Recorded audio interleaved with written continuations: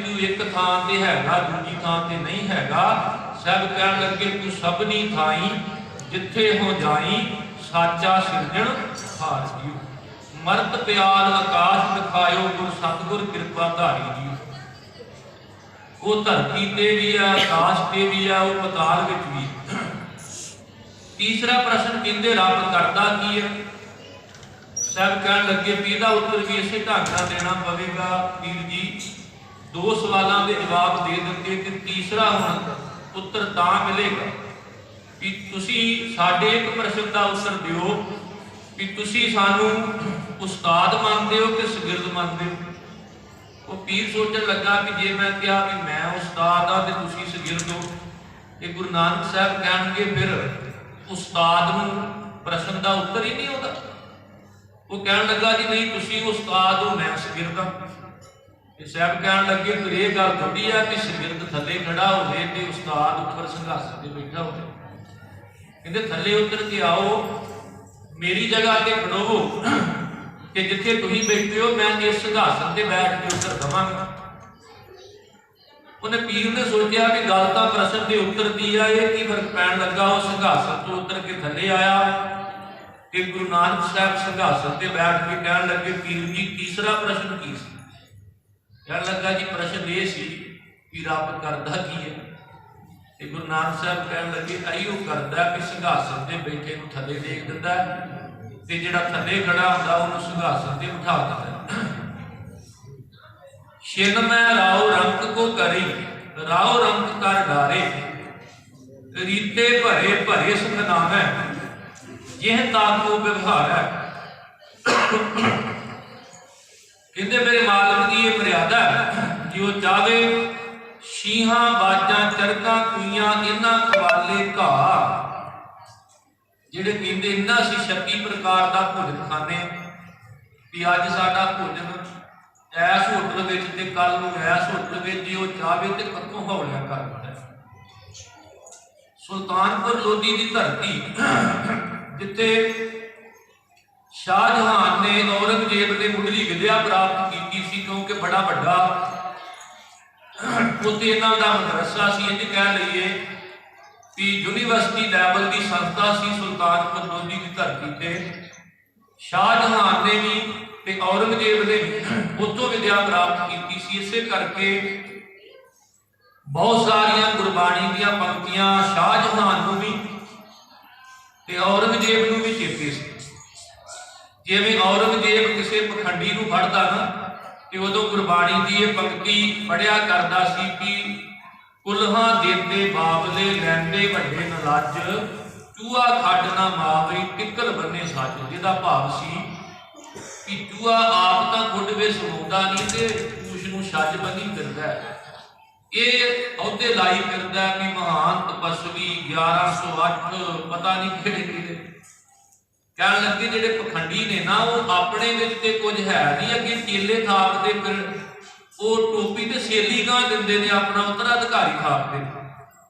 हालत इदां दी है कि कुल्हां देंदे बाबले लैंदे वड्डे नलज चूहा खड्ड ना मावी टिकल बन्ने सच। कहते एक बार औरंगजेब ने आशा दी वार की इस पंक्ति ते तर्क कीता सी कि गुरु नानक साहब ने जिहड़े वचन कहे ने ना नदर उपट्ठी जे करे सुल्ताना घा कराए दा दर मंगण भिख न पाए।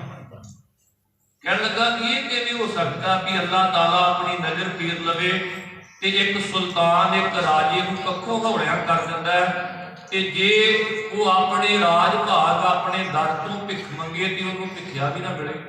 जदों औरंगजेब ने राज तखत की प्राप्ति की ते सब तो पहला शाहजहान नूं कैदखाने विच पाया। उन्होंने सारी दिहाड़ी में एक प्याला पानी का दिंदा सी। जे एक दिन रुड़ गया उन्हें चिट्ठी लिखी ते औरंगजेब ने उत्तर दिता अब्बा हजूर तेरे कोल चिट्ठियां लिखण का समा है पर मेरे कोल जवाब देने का समा नहीं। अज तो बाद जे पानी का प्याला रुड़ जे ते चिट्ठी लिखण की हिम्मत नहीं करनी।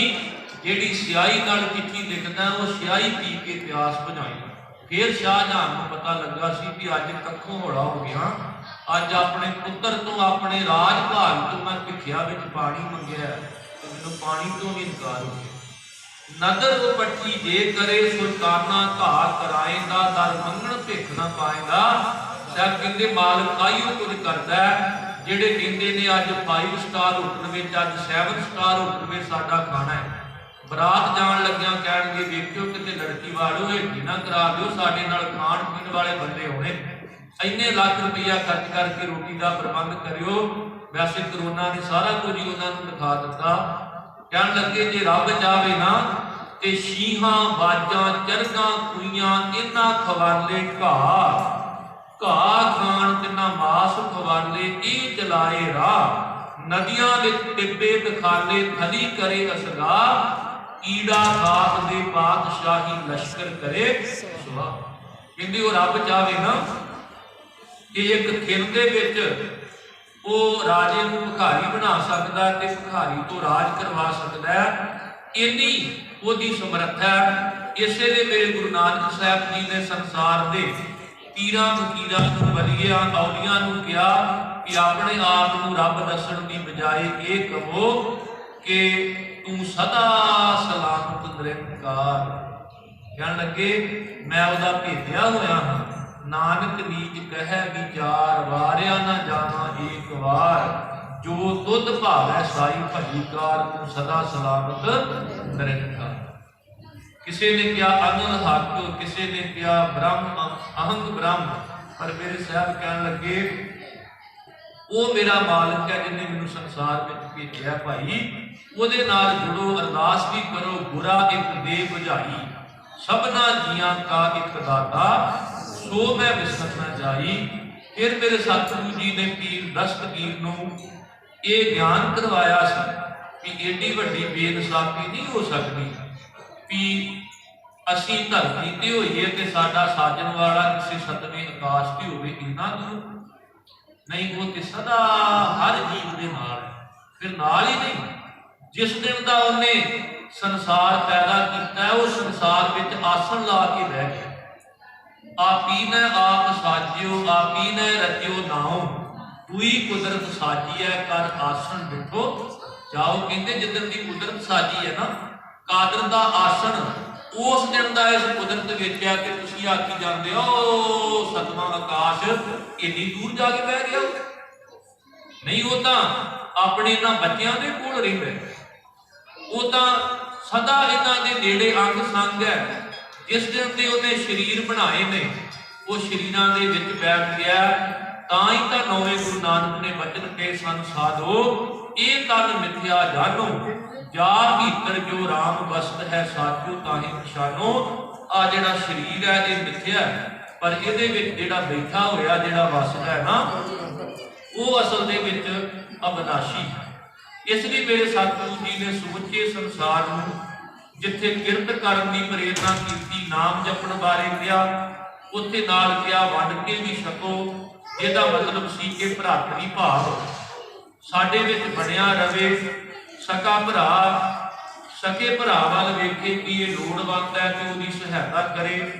एक दूसरे के नाल असी जो अपनी अध्यात्मिक शक्ति है उन्होंने भी साझा करिए, रल मिल के प्रेरणा करिए। भाई आओ आपां भी नाम जपीए, तुसीं भी जपो कि जदों खावे खर्चा रल मिल भाई टोट ना आवे वध हो जाई। जिन्ना असी दूसरियां नाल शेयर करांगे भला करांगे उन्ना ही शुभ गुण साडे विच वधदे जाणगे।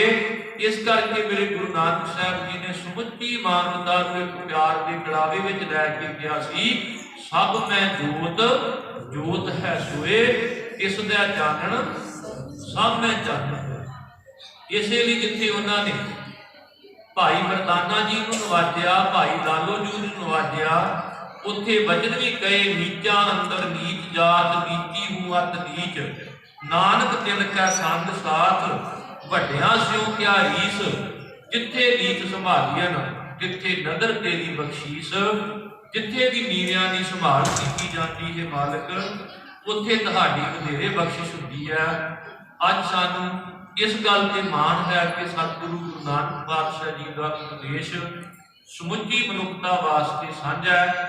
कोई भी गुरु के उपदेश नूं पढ़ के सुन के ਆਪਣੇ ਜੀਵਨ ਵਿੱਚ ਧਾਰਨ ਕਰੇ ਕਿ ਸੱਚਮੁੱਚ ਤੋਂ ਚੰਗਾ ਹਿੰਦੂ ਬਣ ਸਕਦਾ ਹੈ, ਚੰਗਾ ਮੁਸਲਮਾਨ ਬਣ ਸਕਦਾ ਹੈ, ਚੰਗਾ ਜੈਨੀ, ਚੰਗਾ ਬੋਧੀ, ਚੰਗਾ ਈਸਾਈ, ਤੇ ਅਸੀਂ ਵੀ ਚੰਗੇ ਸਿੱਖ ਬਣ ਸਕਦੇ ਹਾਂ ਜਦੋਂ ਅਸੀਂ ਸਤਿਗੁਰੂ ਜੀ ਦਾ ਉਪਦੇਸ਼ ਸੁਣ ਕੇ ਆਪਣੇ ਹਿਰਦੇ ਦੇ ਵਿੱਚ ਵਸਾਵਾਂਗੇ। ਫਿਰ ਇੱਕ ਵਾਰ ਸਾਰੀਆਂ ਸੰਗਤਾਂ ਨੂੰ ਜਗਤ ਗੁਰੂ ਨਾਨਕ ਪਾਤਸ਼ਾਹ ਜੀ ਦੇ ਪ੍ਰਕਾਸ਼ ਗੁਰਪੁਰਬ ਦੀਆਂ ਬਹੁਤ ਬਹੁਤ ਵਧਾਈਆਂ। ਕੋਟਾਨ ਕੋਟ ਸ਼ੁਕਰ ਸਾਹਿਬ ਸਤਿਗੁਰੂ ਗੁਰੂ ਗ੍ਰੰਥ ਸਾਹਿਬ ਜੀ ਦਾ, ਅਕਾਲ ਪੁਰਖ ਵਾਹਿਗੁਰੂ ਜੀ ਦਾ, ਆਪ ਸਾਰੀਆਂ ਸੰਗਤਾਂ ਦਾ, ਪ੍ਰਬੰਧਕਾਂ ਦਾ, ਜਿਨ੍ਹਾਂ ਨੇ ਦਾਸ ਨੂੰ ਸਮਾਂ ਦੇ ਕੇ ਆਪ ਸੰਗਤਾਂ ਦੇ ਦਰਸ਼ਨ ਕਰਵਾਏ ਨੇ। ਹੋਈਆਂ ਬੇਅੰਤ ਪ੍ਰਕਾਰ ਦੀਆਂ ਭੁੱਲਾਂ ਤੋਂ ਖਿਮਾ ਕਰ ਦੇਣਾ। ਸਭ ਦਾ ਧੰਨਵਾਦ। ਬੁਲਾਓ ਫਤਿਹ ਸਾਰੇ ਆਖੋ ਜੀ। ਵਾਹਿਗੁਰੂ ਜੀ ਕਾ ਖਾਲਸਾ, ਵਾਹਿਗੁਰੂ ਜੀ